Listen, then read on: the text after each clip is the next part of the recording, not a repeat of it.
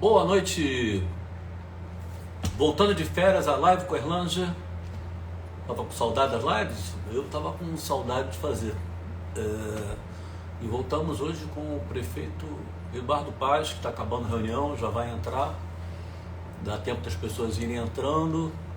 Dani, tudo bem? Dani tá botando para quebrar na Rio Tour. É impressionante. Ó, já entrou o prefeito Eduardo Paz, mas... entraram ao vivo com o Eduardo Paz. Mais pontual. Nossa, Moby Dick, Grande Petraglia. Dá um sinal aí, prefeito. Ou então pede para entrar, porque eu chamei aqui e não funcionou para variar. Vamos lá, vamos lá. Boa noite, João. Gente, tá sendo ótimo fazer com o Eduardo Paz, que ele não entra, mas... Aí, opa, ameaçou, pipocou. Não, Eduardo Paz. Veio solicitação, Eduardo Paz. Prefeito, aceitar. Será que é o sinal? Nosso drama. Mas é uma coisa complicada, porque é uma live, uma entrevista complexa. Eu já entrevistei presidente, governador, não me lembro de ter entrevistado prefeito. E quando eu fui fazer a agenda, ainda mais prefeito do Rio, Eduardo Paz, a gente vai para uma... O que está acontecendo? O Eduardo Paz recusou. O que eu fiz? Eu fiz algum comentário? Prefeito, se eu pedir para entrar no vivo, facilita a vida. Gente, o que tem aqui, tirando o prefeito, está entrando todo mundo. Vem, Dudu. Não está dando nem para cumprimentar as pessoas. Vamos lá. Acho engraçado, porque as pessoas ficam solicitando para entrar no vivo, mas não são as pessoas que eu quero entrar. Vamos de novo, aceitar. Chegou a aparecer a imagem dele e sumiu. Bora, prefeito, estão falando aí. Eu vi ele entrar, eu vi um prefeito, mas ele saiu. Conde. Agora tá. Alô, alô, prefeito. Opa! Tá me ouvindo bem? Tô aqui, agora tá. O Tô te sinal ouvindo. tá na prefeitura? Tô te ouvindo, tá dando umas falhadinhas. Demorei a entrar, tô aqui há horas brigando aqui. Não, entrou no horário. Mas aí Tô tá na na prefeitura. prefeitura. O sinal da prefeitura é ruim? O Wi-Fi da prefeitura é ruim? É óbvio que é. Não, mas eu estava comentando, vamos começar logo. Eu fiquei pensando, sabe que eu tenho estrada, eu acho que eu nunca entrevistei prefeito, especialmente prefeito do Rio. E aí eu começo a fazer as minhas lives geralmente sem roteiro. Ó, caiu o prefeito. Olha só. Denunciar, não. Entrar ao vivo. Não acredito que eu não vou ter sinal com a prefeitura do Rio de Janeiro.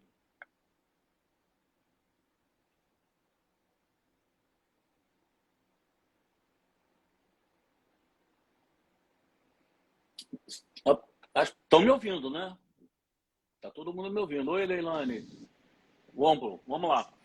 Então vamos entrar Agora, direto, porque é o seguinte, eu estava dizendo que eu não faço roteiro, mas quando eu sempre penso antes, pesquiso até descobrir coisas da sua vida que eu não conhecia, vamos falar nela, mas a gente no Rio de Janeiro tem essas coisas. cuidado com essa história que você vai dizer que você não conhecia, que nem eu conheço, sei lá.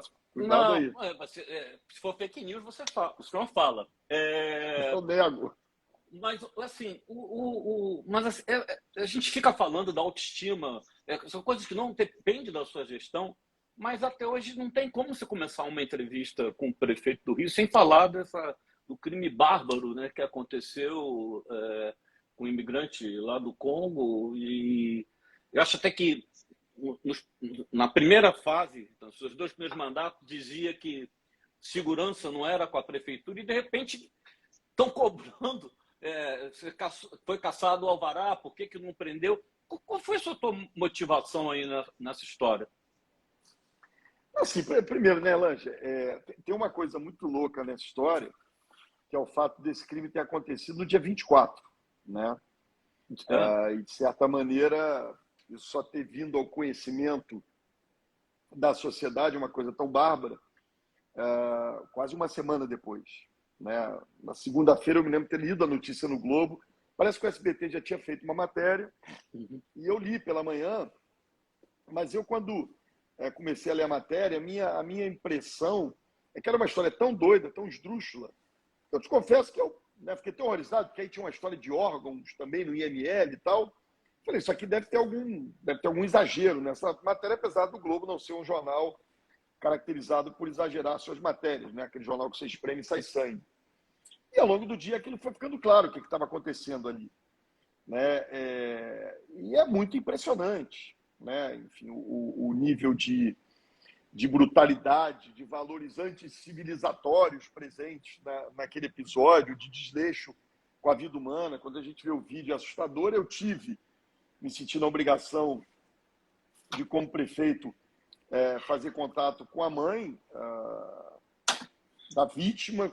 Ela veio aqui no meu gabinete, convidei para vir no meu gabinete com 2 irmãos e um primo.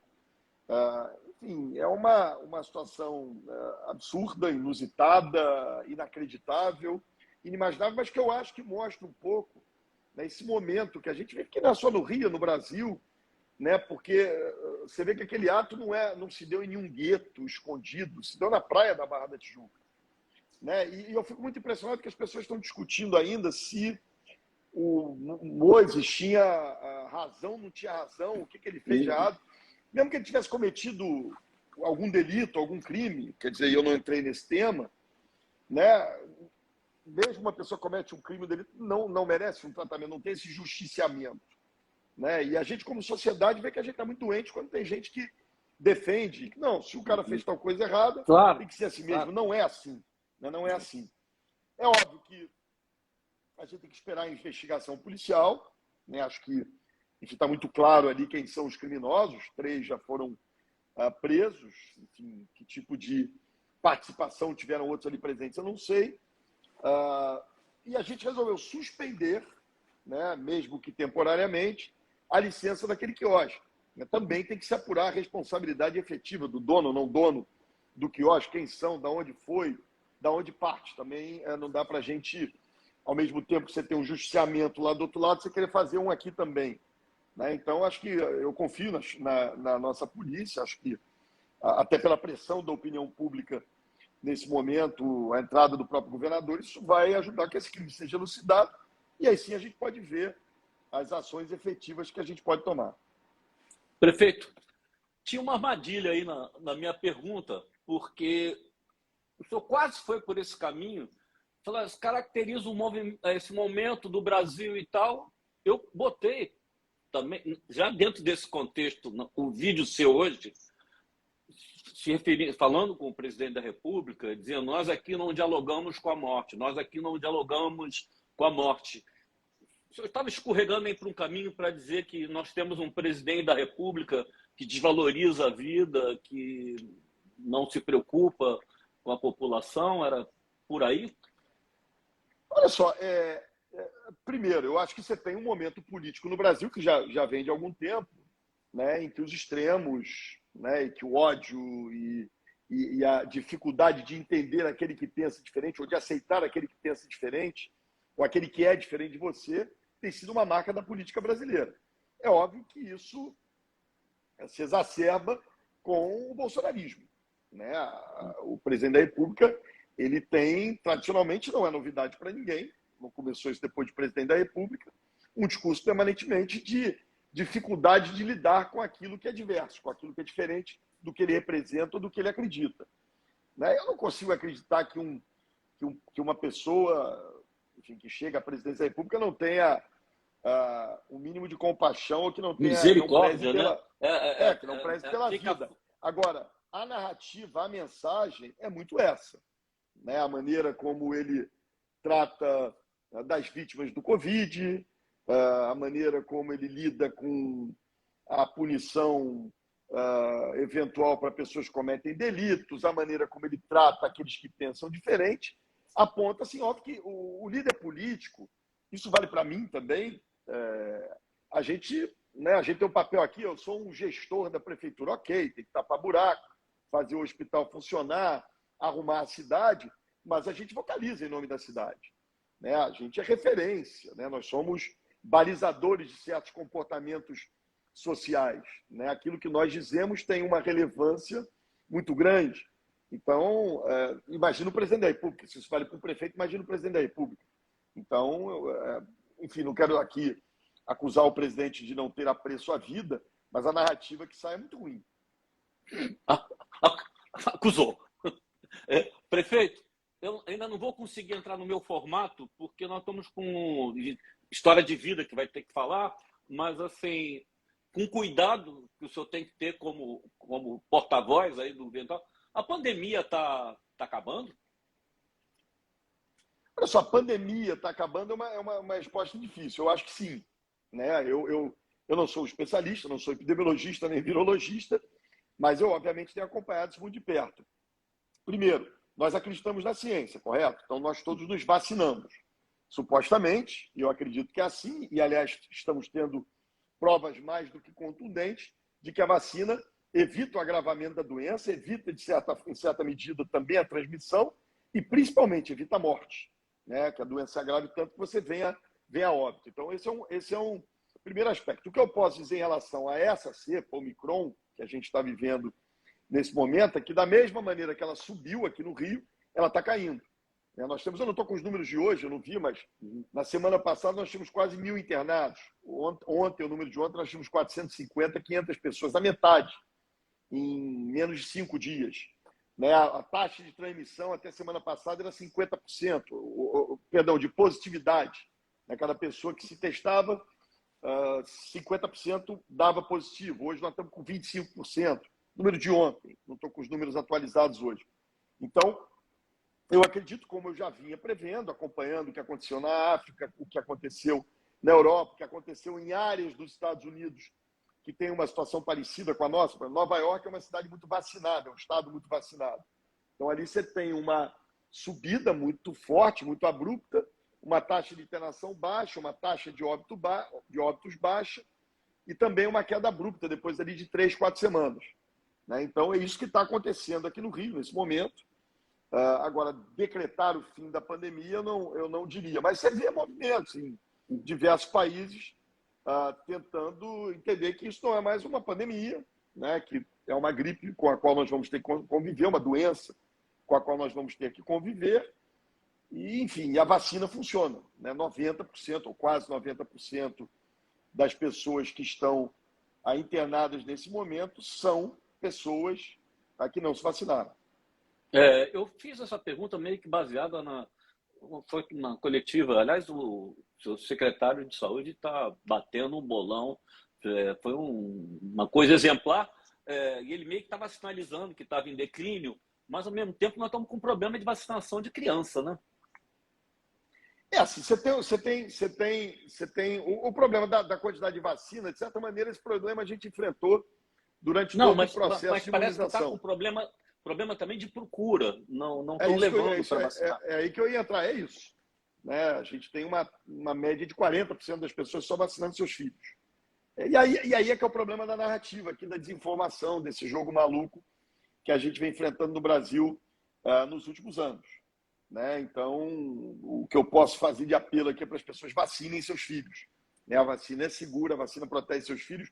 Todos nós vacinamos os nossos filhos a vida inteira.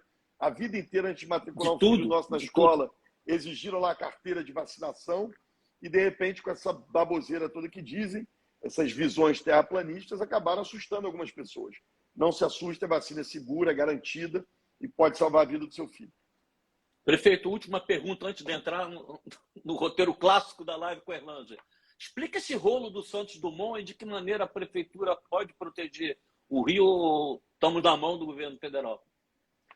A gente está na mão do governo federal, né? Mas explica. Mas vamos lá, rápido, tentando entender rapidamente. O que caracteriza um aeroporto internacional forte? É ele ser hub de voos domésticos. Então, a pessoa vem, né, pousa aqui, chegando de Paris, de Frankfurt, dos Estados Unidos, do Oriente, da África, não importa. E aqui ela tem várias conexões para ir para o Brasil todo e até para outros países da região. Isso é que consolida um aeroporto como um aeroporto internacional importante.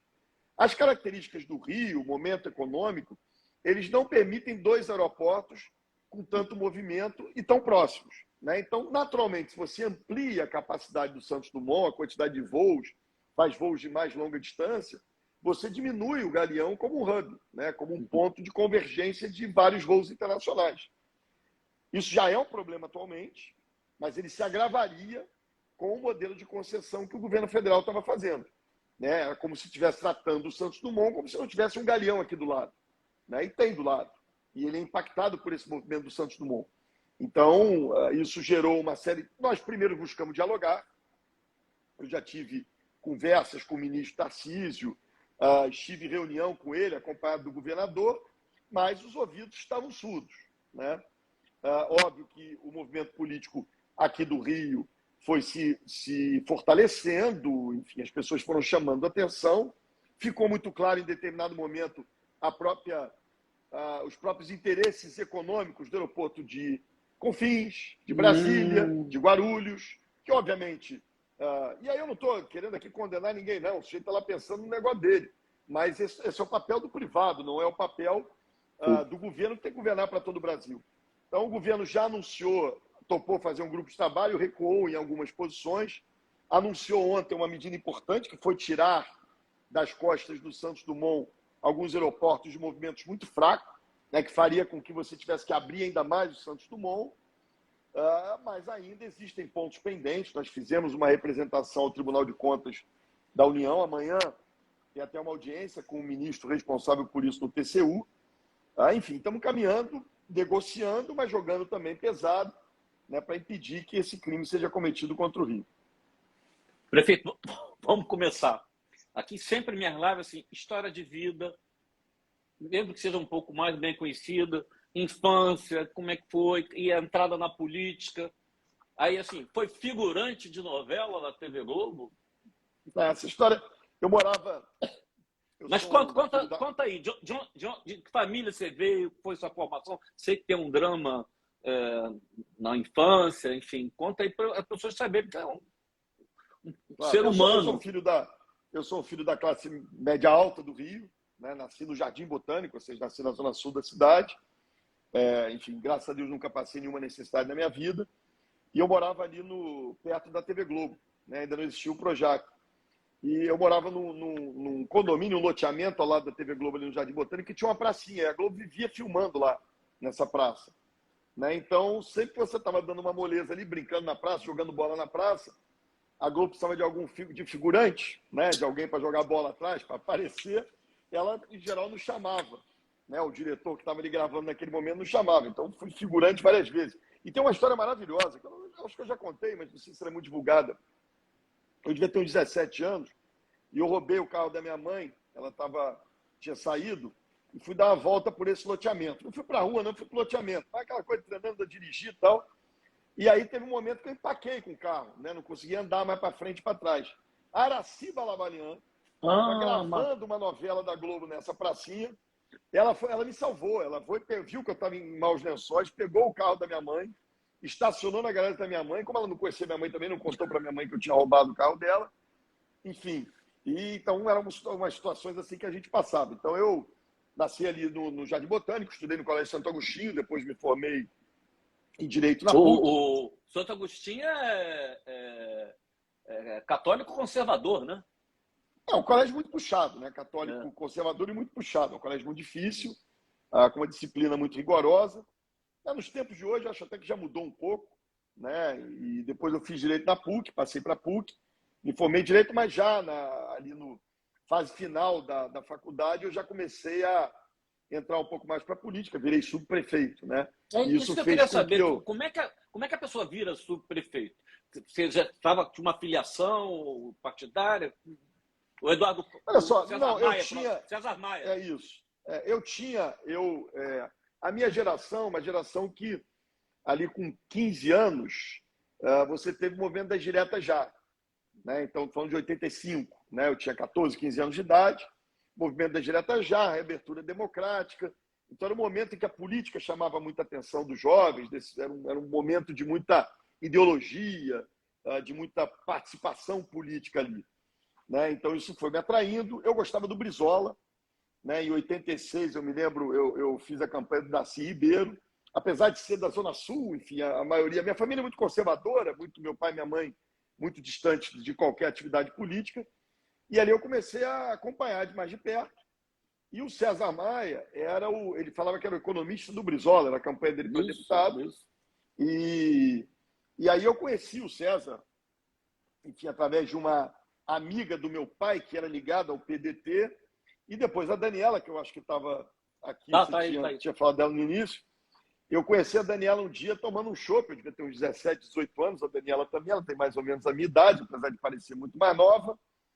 E aí eu falei, pô, eu sou fã do seu pai, né? Teu pai é um super deputado, estava ali na época de 88, né? Constituinte e tal. E ela me levou para conhecer o César, eu conheci ali, enfim, era um deputado que eu acompanhava.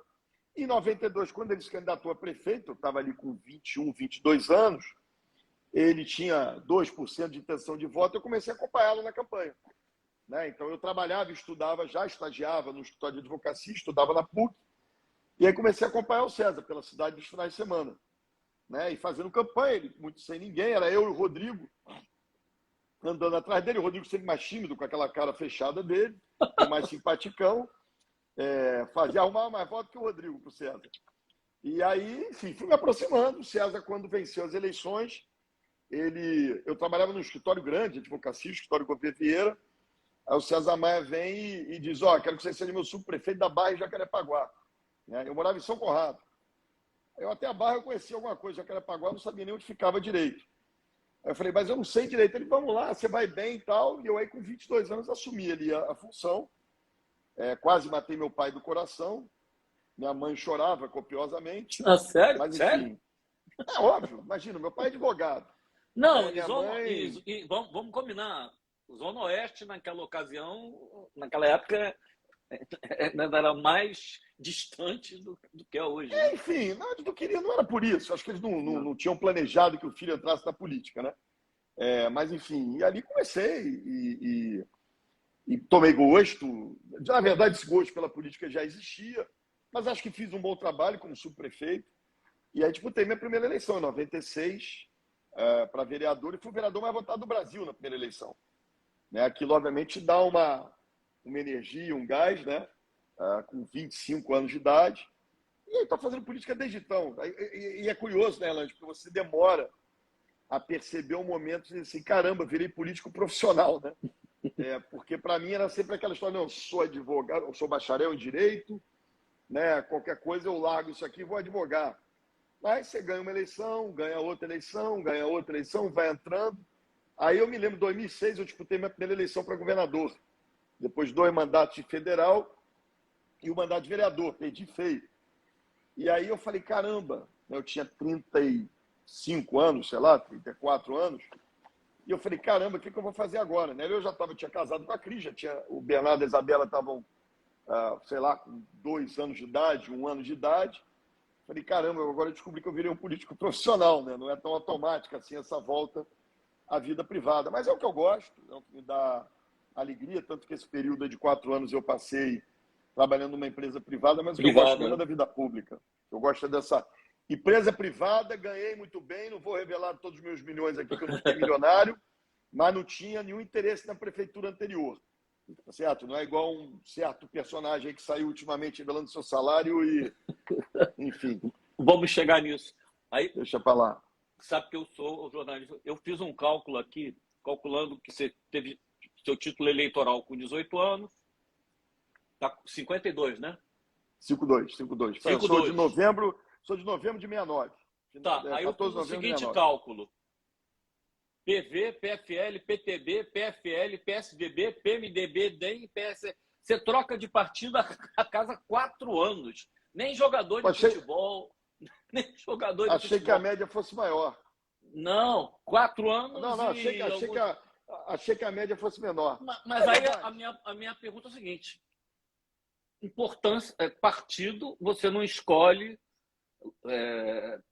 por ideologia, não escolhe assim, é o que te viabiliza na candidatura, porque os critérios são... Eu acho que a lógica brasileira, com raras e honrosas exceções, tem sido essa. Eu acho que foram tomadas medidas nos últimos anos, né, e esse ano vai ser o mais duro para isso, que buscam afunilar o número de partidos.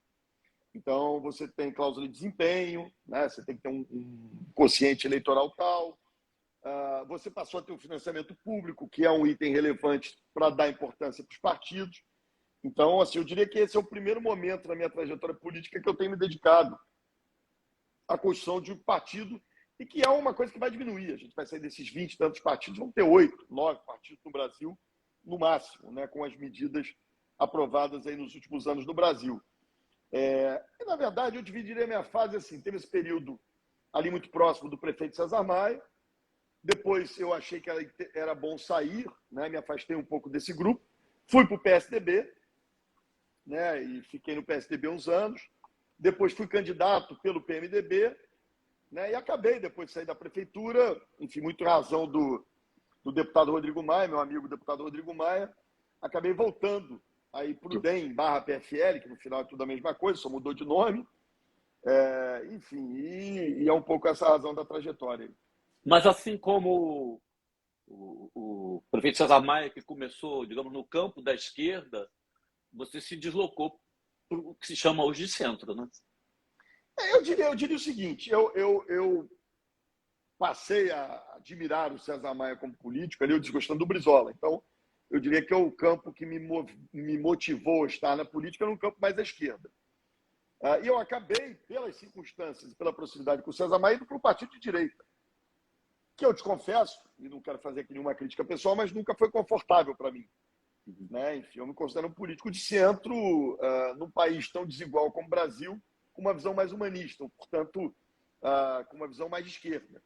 Né? Então, governei durante 2 mandatos como prefeito, ganhei a eleição com muitos partidos de esquerda me apoiando, PT, PCdoB, PDT. Enfim, eu diria que eu sou um político de centro, né? Com uma visão muito pragmática das coisas, das soluções, principalmente quando a gente está na cidade. O lixo não tem ideologia, nem de esquerda nem de direita, o buraco na rua não tem, nem a clínica da família, nem a creche. Né? Mas eu me considero um político de centro, com um olhar mais atento para as questões sociais, com as pessoas que mais precisam, com as pessoas mais pobres. Eu nunca revelo voto, mas eu costumo dizer que eu voto para o legislativo na esquerda e no executivo em gestor. É isso. É um pouco, gestor. É um pouco o que... O Sarney dizia o seguinte, fazer política é igual tocar violino. Você começa, segura com a esquerda, mas toca com a direita, entendeu? Vou lá para outra provocação. Nessa conversa que a gente teve, no primeiro mandato, você não pediu reserva na época, então não tem até agora, você parou, cigarrilha e falou: me elegi prefeito, vou me reeleger prefeito, aí vou me eleger governador, vou me reeleger governador, vou me eleger presidente, vou me reeleger, você vai lembrar disso, vou me eleger presidente, eu com 63 anos. Eu não tenho mais o que fazer na... Você foi mosca azul, você ainda sonha com a presidência. Olha só, vamos lá. Né? Você lembra dessa conversa? Não me lembro exatamente do detalhe, mas acho perfeitamente crível. Né? Então não vou contestar aqui. Você está dizendo é verdade. É óbvio, Elange, que você tem uma coisa de uma certa impetuosidade da juventude. Né? Eu acho que você amadurece, você fica mais com o pé mais no chão. Eu me elegi a primeira vez com 25 anos de idade, me elegi prefeito mais jovem da história dessa cidade, eu tinha 37 anos de idade. Né? Então é óbvio que, né, agora é aquela história, você vai entrando numa fase da vida, eu adoro ser prefeito do Rio. Eu não perdi minhas ambições, até pode ser que eu venha a ser outras coisas depois. Mas se eu terminar minha carreira tendo sido 3 vezes prefeito do Rio, olha que orgulho. Né? Então, enfim, isso. O ACM, eu quando cheguei em Brasília, tive uma conversa com ele, político experiente, né? E ele disse assim para mim: olha, Eduardo, prefeito da sua cidade, rala pra caramba, trabalha muito que você chega lá. Governador do seu estado, rala pra caramba, trabalha muito, mas tem que ter alguma sorte. Presidente da República é destino, meu filho. Então é isso. Você imaginar que o Bolsonaro ia ser presidente do Brasil? Não, A Dilma ia ser não, presidente do Brasil? O não, Fernando Henrique ia ser presidente? Tirando o não. Lula, que correu atrás O aí de... Fernando Henrique, é, se tivesse a eleição antes, ele não se elegeria senador, não conseguiria se reeleger senador. É isso, é Senador. isso. Então, assim, é muito destino, é um momento, né? Então, assim, eu faço política com muito prazer, gosto disso que eu faço aqui, chego muito cedo, saio muito tarde, trabalho todo fim de semana, sou um homem feliz sendo prefeito do Rio. Vamos vivendo, vamos trabalhando. Se tiver que já disputei eleição para governador, acho que eu era melhor candidato do que foi o Wilson Spritzel, mas o povo preferiu o Wilson Spritzel, deu no que deu. Então, estou aqui de volta cuidando da minha cidade com muita honra e prazer. Vamos chegar em buraco de rua, mas vamos continuar um pouquinho na política. Você não está se coçando para sair candidato com isso tudo que você falou? Porque, olha que coisa maluca, você jamais poderia imaginar que o Witzel chegaria atropelando dentro do fenômeno do Bolsonaro, mas nem entra na pesquisa. Mas eu tenho a impressão que você seria uma certa barbada nessa eleição. Ou a culpa, eu tenho que anotar que eu não guardo o nome do seu vice, Newton Caldeira. Se tivesse um vice mais fortinho, você não saía para governador? Não, é só, não estou me coçando, não. Né? Porque eu construí uma candidatura, a cidade ficou muito traumatizada com o Crivella. O Crivella foi um péssimo prefeito. Né? E a minha eleição tinha muito a ver com a volta de uma pessoa que as pessoas lidavam como um ser previsível. Né? Olha, eu posso até aqui não gostar muito do Eduardo, porque ele é isso e aquilo, mas é um cara que eu sei que vai trabalhar muito, que vai organizar a cidade, que vai se dedicar e que vai arrumar as coisas. Né? Então, isso foi muito mote da minha campanha eleitoral. Eu não construí uma candidatura pensando em sair da prefeitura. Né? A minha candidatura foi uma candidatura construída, o meu compromisso com o eleitor foi de ficar aqui. E eu acho que é importante eu ficar aqui. Então, eu não tenho nenhuma angústia, nenhuma ansiedade, nenhuma vontade de ser candidato a governador nesse momento. Quero participar do processo. Né? Acho que o Estado precisa de uma solução adequada para os seus problemas, mas certamente não sou eu essa solução. Vou ficar bonitinho aqui cuidando da minha cidade. Eu acho que o certo é concluir o mandato. Eleito por uma coisa, tem que ir com ela até o final. Você já levantou a bola. Sucessão estadual, você está participando ativamente. O primeiro discurso é: estarei em Palanque, menos que não tenha Bolsonaro. Agora já surgiu restrição ao Freixo. Já, assim, como é que você está se colocando nessa posição? E, ao mesmo tempo, fiz uma live com ele logo lá atrás, brilhante, o Santa Cruz, uma pessoa que não tem parece experiência política. Vou citar o Romário como jogador e não como senador. Quer dizer, entrou no ônibus aqui, já vai ficar na janela. Como é que está esse quebra-cabeça aí na sua cabeça? Vamos lá, Bolsonaro é candidato a presidente, né? Então, não é candidato a governador. Né? Então, eu já disse, eu não vou apoiar a candidatura à eleição do presidente Bolsonaro. Não, mas nem de governador ligado a ele? Ou... Não, sim, mas vamos lá, eu não tenho veto a ninguém, esse negócio de vetar não existe. Né? Eu acho que o desafio do Estado do Rio de Janeiro é muito grande. O Estado vive uma crise fiscal profunda, né, do ponto de vista das suas finanças públicas, vive um momento bom, positivo. Teve a concessão da SEDAI, não está pagando a dívida, isso tudo ajuda muito. Mas a situação, estruturalmente falando, é muito ruim. Precisa de alguém que tenha a capacidade de enfrentar isso. Né? O Estado vive um problema de esvaziamento econômico também muito profundo. Né? Precisa de alguém que tenha a capacidade de atrair empresas, de gerar tranquilidade e credibilidade no setor privado. Né? E aí vai olhando a marca dos personagens que a gente se refere aqui. Né? E, finalmente, o Estado precisa enfrentar a sua maior chaga, que é o problema da segurança pública, né? Que é um dos grandes desafios.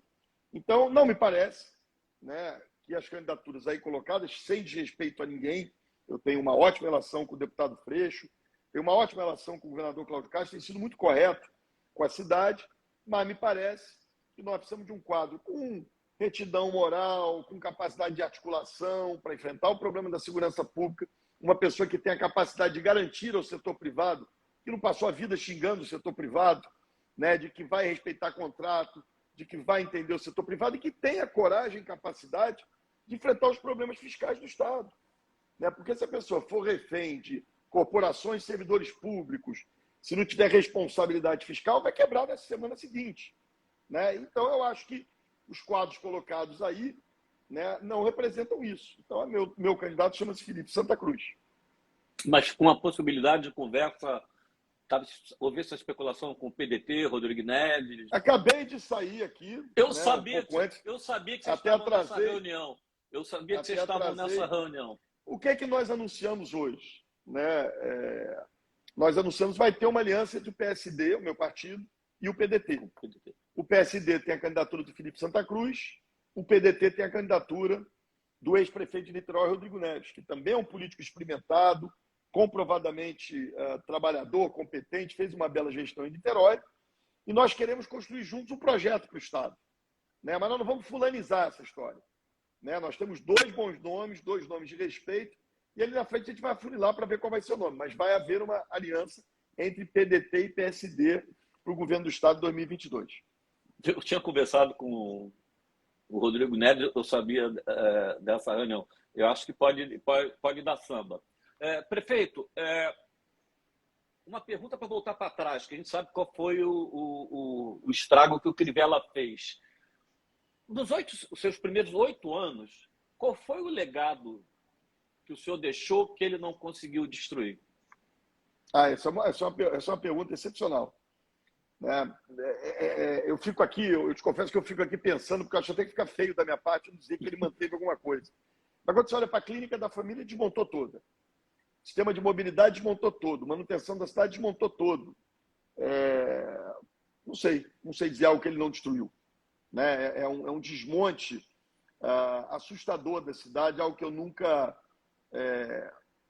vi. Assim. Você olha para a história da cidade do Rio de Janeiro, desde ali do Marcelo, você pode não gostar do Marcelo, pode antipatizar com o César Maia, achar que o Conde era feio, depois não gostar do César Maia de novo, depois não gostar de mim, mas você teve prefeitos que conduziram bem a cidade, mantiveram uma certa estabilidade. Essa situação caótica de falta de recursos, abandono completo, nada funcionando, nós só vivemos com o Crivella. Né? Então, é muito impressionante o desmonte da máquina da prefeitura, que historicamente é uma máquina que sempre funcionou muito bem, independente do prefeito do momento. Ele é muito ruim, fez muito mal à cidade, mas a gente está reconstruindo e vamos avançar. Agora eu vou fazer um comentário, sabe que eu repórter de política, sou enfim, jornalista político e tal, mas eu sou de cidade, e enche o saco que eu fico andando pela rua, mostrando poste, mostrando não sei o quê. Lá atrás, que eu já participava do Conselho da Cidade, que eu tenho um prazer enorme de participar, uma coisa democrática que foi criada no seu governo, que acho que no Crivella acho que não funcionou muito, não. Eu me lembro, quando o senhor apresentou o BRT, eu fiquei olhando para aquele ônibus, e primeiro, combustível fóssil. O BRT é um desastre, não é não? Não. O BRT não é um desastre. Aí é uma visão, desculpa, Elange, ser ofensa aqui, mas assim, tem uma certa visão. Eu não sou especialista. Eu vou me referir ao jornalista, né? Tem uma visão muito elitista, né, dos nossos formadores de opinião e da classe média alta. Por exemplo, o Daniel Sorange está sendo super elogiado agora. Sabe por que ele está sendo muito elogiado? Porque a gente fez um sistema de testagem que está ali no CIEP Nação Rubro-Negra. Da burguesia toda da Zona Sul indo lá e vendo, caramba, o SUS funciona. O Daniel Sorange, só um minutinho. O Daniel Sorange, ele montou um sistema de saúde no meu outro governo, que se o teste é um espetáculo, a maneira como ele está conduzindo a pandemia é um espetáculo. Mas o que esse rapaz fez no meu outro governo, na atenção básica à saúde, é um espetáculo muito maior. Mas os ricos, aqueles que têm plano de saúde, não fazem ideia o que era uma clínica da família, o que era o cegonha carioca. A mesma coisa, e quem vê só na imprensa, na televisão, a imprensa não elogia, tá certo? Ela vai cobrir quando tem problema, e esse é o papel da imprensa. Então, o BRT para você, o hospital público para você, a escola pública para você, tudo isso... Eu tô falando do BRT que você vê Deixa eu concluir. Milícia pegou posto... Deixa eu concluir. Não, mas só uma coisa. Na época, o senhor me disse, olha só, quando o BRT estiver pronto... de classe média alta, da imprensa, que cobrem basicamente a Zona Sul, é muito difícil entender. Então, o BRT funcionou muito bem, mudou a vida das pessoas, né? Tanto que eu fui reeleito com o BRT, e nessa eleição, as minhas duas principais bandeiras eram retomar o BRT o que era e as clínicas da família o que eram.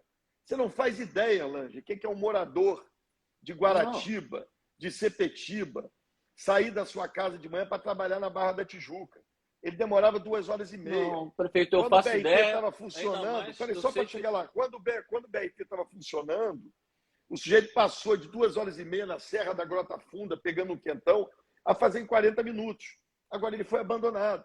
O BRT é um exemplo brasileiro de muito sucesso, criação do Jaime Lerner, levado para todas as cidades do mundo. Ele é o metrô? Não, o metrô é muito melhor. Né? Mas você vive num país que não tem recursos para fazer tanto metrô assim.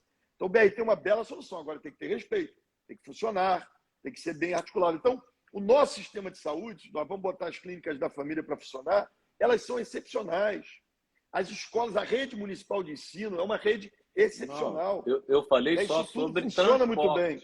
Sobre transporte. O carioca continua sendo o cidadão brasileiro que passa o maior tempo dentro do transporte. BRT, o que se diz é que ficaram sem as linhas vicinais. Não, o que você falou, o que você disse é que era uma porcaria o BRT, não é. Não, ele mudou a vida das pessoas para melhor. Não, que ele não resolveu. Não funciona, não resolve, é uma porcaria. Enfim, ele funciona, ele resolveu a vida das pessoas, melhorou, e a gente vai botar ele para funcionar na sua plenitude agora. Estamos, nesse momento, comprando 600 ônibus. Você vai ver ele bem operado, estações confortáveis. O sujeito destruiu 46 estações, Erland, fechou. 46 estações. Foi tudo desmontado. Com 350 em 2021, com 120 ônibus. É impossível, o povo carregado igual gado. Então, o sistema de transporte é um grande desafio, é o maior desafio que nós temos nessa administração, porque ele não é só um problema de recursos, ele é um problema institucional, reputacional. Né? Você tem, aliás, uma crise do sistema de transporte no Brasil nesse momento, você tem que ajustar a tarifa, a gente fez sem subsídio aqui, vamos ter que subsidiar. Então, é um desafio enorme, está muito ruim, mas vai melhorar, e quando funciona, funciona muito bem. Eu fiz essa pergunta, vou de novo, uma inconfidência, porque quando ele falou assim, me lembro também conversa na época do BRT, você disse, olha, e logo depois do BRT nós estamos com uma coisa de ocupação de carro na cidade, que a gente provavelmente irá para um sistema de rodízio de placas ímpar e par, mas primeiro tem que botar o BRT, que o BRT, e não veio esse rodízio, é que o BRT, que eu imagino que não tenha dado conta, ou você ainda pensa em fazer rodízio de placa? Não, Elange, o Brasil hoje é outro país. Você está falando de uma apresentação feita, sei lá, em 2011. Isso. O Brasil é um país que decresceu a sua economia, o seu produto interno bruto, em 10 pontos nesse período de lá para cá. Para a gente voltar aos padrões de 2012, nós vamos levar ainda uma década e meia. Isso se não tiver Bolsonaro por aí, esse bando de gente fazendo besteira na economia. E Dilmas também foi muita besteira na economia. Né? O Brasil precisa acertar. Então, a gente vive outra realidade. A gasolina, do jeito que está o preço, né, não chega a ser um problema mais e não precisa nem fazer rodízio. Né? Você tem um problema, um país que é outra realidade. Não, mas assim, muita dificuldade. A cidade tá o Rio de Janeiro, né, ganhou 150 quilômetros de BRT, teve melhoria significativa nos seus trens, teve ampliação do seu metrô, por mais que possa dizer, ela foi equivocada aqui ali, mas foi uma melhoria. Ganhou 26 quilômetros de VLT no centro da cidade. Agora, esse sistema nunca funcionou plenamente, porque isso tudo ficou pronto ali mais para o final, 2016. Né? Isso depois não funcionou plenamente, nunca integrado, que a gente trabalha agora para integrar. Isso foi feito, uma infraestrutura. É perfeito? Não, mas se você comparar o Rio de 2009, que você tinha de modais de transporte, com o Rio entregue em 2016, era outra coisa. É uma infraestrutura muito maior. Agora, tem muito desafio ainda pela frente.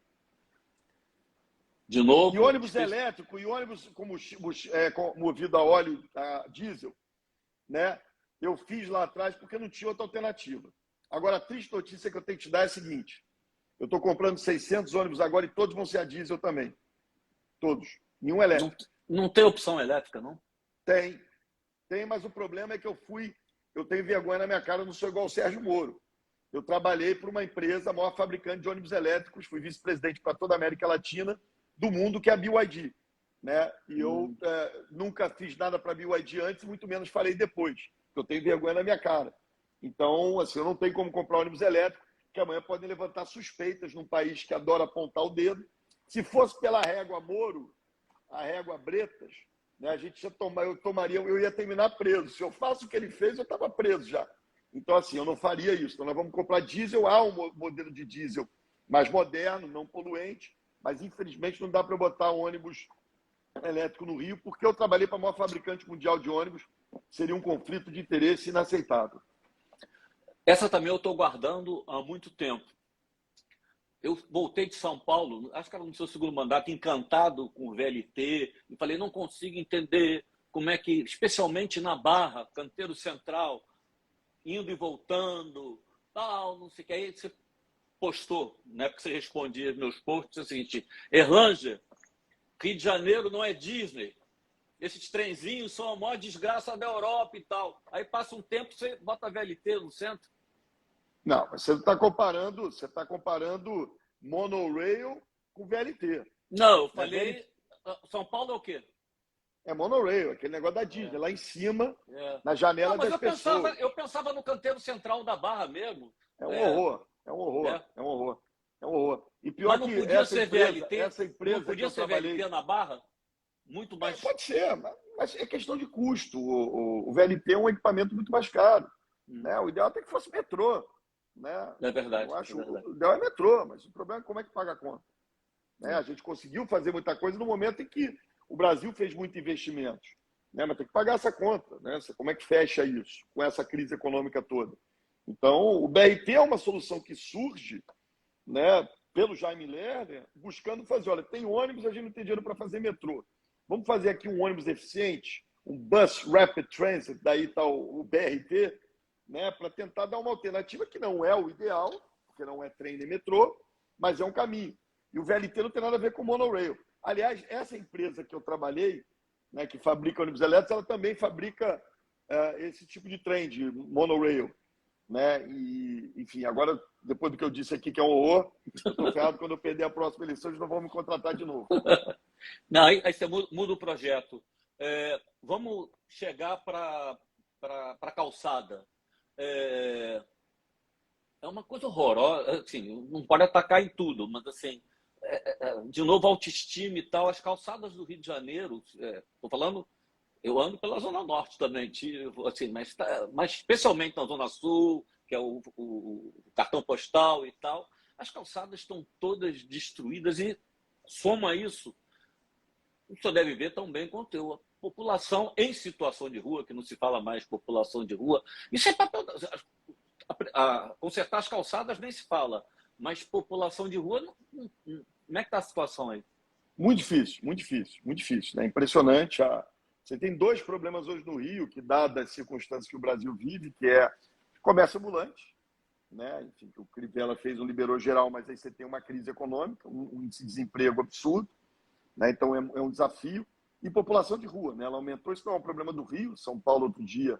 São Paulo está até pior, você tem barracas, né, no meio da Vida Paulista, aquele Parque Trianon é um negócio assustador. Nós estamos agindo muito forte em relação a isso, mas é um desafio enorme. Né? E óbvio, eles vão. E a população de rua ela fica nas áreas mais nobres da cidade, né? Onde tem mais gente. Zona Sul e Centro. Né? Então nós estamos agindo. Eu estou até pensando em criar uma secretaria especial para a população de rua. A Secretaria de Assistência Social é que faz esse papel, mas é um desafio muito grande mesmo. Estamos comendo dobrado com esse problema. Diz que o problema assim, não é só quantitativo e tal, mas que há uma resistência à população. Agora tem que falar em situação de rua, de ir para abrigo, porque não é só chegar, pegar lá e levar, porque há resistência. Não. Você tem resistência. Você tem que convencer, você não pode tirar ninguém da rua. Né? Você tem uma parte do Ministério Público que cobra de nós, enfim, que não, o direito da pessoa... Ficar... Não, mas eu não acho que tem. Eu acho que ficar na rua todos têm o direito, mas acho que ficar na rua com sofá, deitado, enfim, praticando atos sexuais e levando a vida, isso eu acho que não tem direito, não. Né? E aí, desde que o poder público ofereça uma alternativa, e é o que a gente faz, eu acho que não pode ficar. O que você pode ficar na rua, todos nós podemos. Mas não dá para morar na rua. Claro, desde que você ofereça alternativa, e a gente oferece essa alternativa. Prefeito, eu era 1746, que eu acho que foi uma invenção sensacional. É assim, de novo, eu sou obcecado, eu fico denunciando o carro estacionado, tal, não sei o quê. ele deixou de ter a rapidez da operação. E eu fiquei pensando assim, tem uma coisa assim de informática que é o seguinte, se tem um maluco que já 20 vezes informou que fica estacionado proibido em um determinado local, não é ficar esperando chamar, tem um problema que denuncia que tem uma bandalha sempre ali. Esses dados não vão para... Eles não são levados para a área de transporte, para a guarda municipal, sei lá o quê, só se resolve pontualmente. Entendeu o que eu quis falar? Claro, entendi.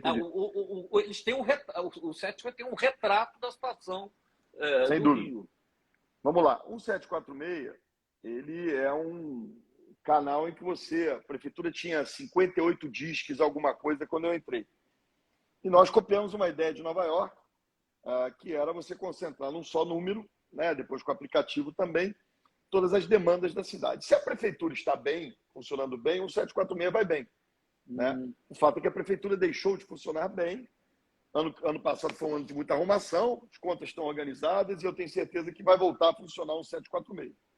Além disso, a gente tem um time de Big Data aqui, né, que é uma turma que trabalha com essas informações e ela, com isso, a partir das demandas da cidade, ela aponta assim, por exemplo, olha, você tem o índice de atropelamentos, 80% dos atropelamentos com morte do Rio de Janeiro acontecem em 6 lugares só.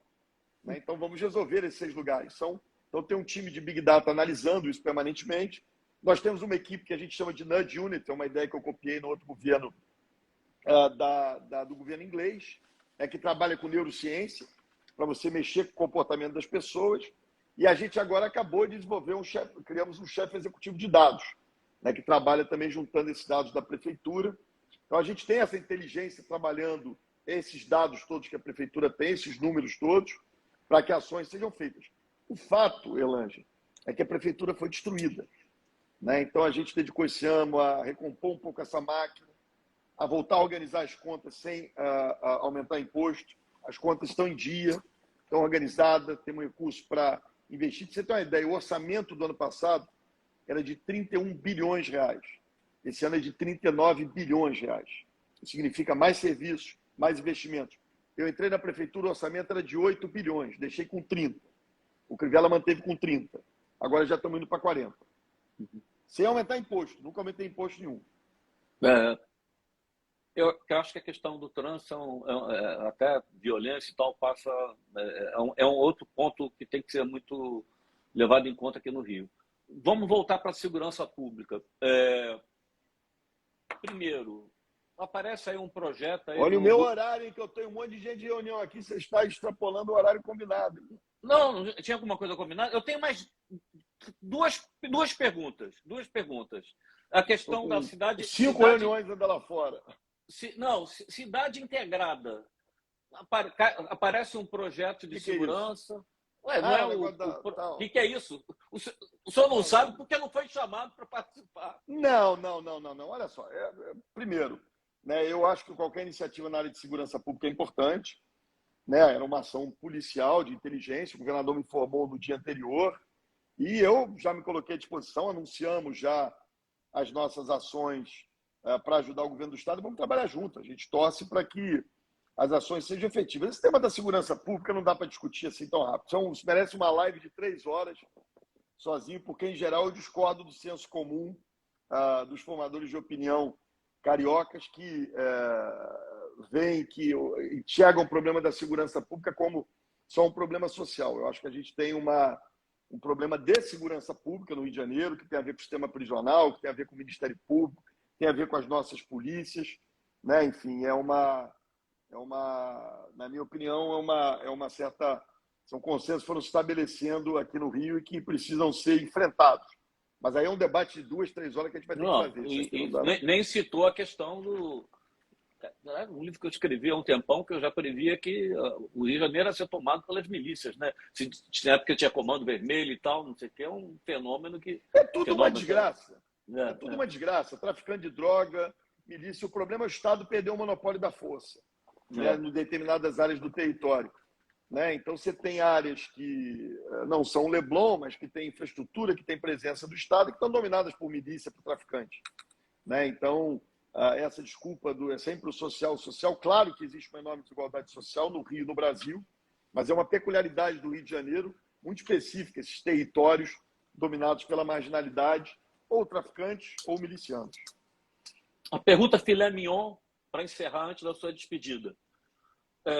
Onde você, tem um pouco mais de um ano da eleição, onde você acha que mais avançou, onde você acha que poderia ter avançado mais e qual é o Rio de Janeiro que você vai entregar no final do seu mandato?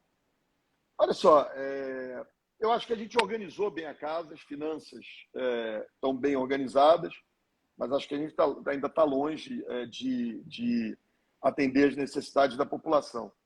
Né? Onde eu gostaria mais de ter avançado, e eu sabia que seria muito difícil avançar tanto, e ainda acho que demora um tempo, é a área de transporte. Né? Pela burocracia, pela dificuldade, a gente está caçando concessão, fazendo intervenção, isso tudo pressupõe prazos, tempos, medidas, você não tem ônibus na prateleira para comprar, tudo isso é muito complexo. Então, eu tenho certeza que eu entrego uma cidade com a sua autoestima de novo recuperada, uma cidade gerando emprego, uma cidade arrumada com a sua rede de saúde funcionando de forma adequada e com a sua rede de transporte também funcionando de forma adequada. E aí eu tinha falado, não sei se você preparou. Sua despedida. Não, eu não, você sabe que eu não tive, eu ia separar porque as minhas reuniões não seriam tão longas, mas a conversa com o Rodrigo Neves, com o Lupe, com o Felipe Santa Cruz, demorou mais tempo, né? E eu ia pegar alguma nota de algum livro aqui. Mas eu gosto sempre, você sabe que eu sou um cara do samba, né? Uhum. Então eu gosto sempre de terminar com... Eu falei que valia samba, contanto que... É isso. Então tem um samba do Nelson Cavaquinho, né, que ele diz assim: sei que amanhã, quando eu morrer, os meus amigos vão dizer que eu tinha um bom coração. Alguns até hão de chorar e querer me homenagear fazendo de ouro um violão. Mas depois que o tempo passar, sei que ninguém vai se lembrar que eu fui embora. Por isso é que eu peço assim: se alguém quiser fazer por mim, que faça agora. Faça agora. Me dê as flores em vida, um carinho à mão amiga, para aliviar meus ais. Depois que eu me chamar saudade, não preciso de vaidade, quero preces e nada mais. Grande abraço, Elange. Bem escolhido. Muito obrigado. Até a próxima. Aí vamos ver a BRT como é que ficou daqui a um ano. Vamos embora, me cobra, mantém firme. Jornalista. Obrigado. Muito obrigado, hein? Um abraço. Prazer, sempre estar com você. Tamo juntos. Valeu. Tchau. Tchau.